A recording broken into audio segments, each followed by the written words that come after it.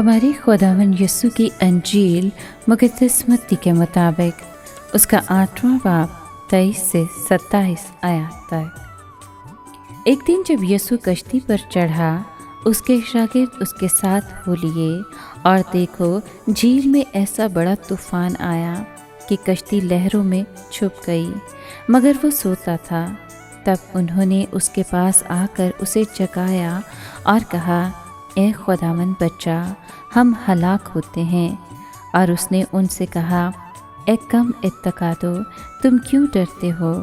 तब उसने उठकर हवाओं और झील को डांटा तो बड़ा अम्न हो गया, और लोग ताज्जुब करके कहने लगे कि ये किस तरह का आदमी है कि हवाएं और झील भी इसकी मानते हैं।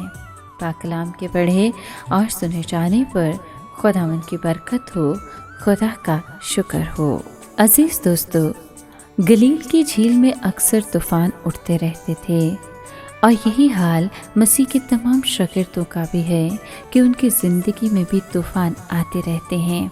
मुमकिन है खुदावंद हमारा तमाम मालो मता ले ले या हम पर किसी बीमारी को आने दें, ताकि हम भी इस ज़िंदगी के उतार चढ़ाव को उन्हीं निगाहों से देखें जैसा कि वो खुद उन्हें देखता और पहली चीज़ों को पहला दर्जा देता है। जिस तरह मसीह यीशु ने हवाओं और तूफान को रोका, उसको डांटा और अमन हो गया, इसी तरह मसीह यीशु जो सारी कायनात का हाकिम है, अगर हम उस पर मुकम्मल भरोसा रखें तो हमारी ज़िंदगी में भी शामिल होने वाले तमाम ख़तरात, तमाम तरह के उतार चढ़ाव या इस तरह के तूफ़ान जो हमारी ज़िंदगी में आते हैं, खुदावंद खुदा हमें इनसे बचाएगा।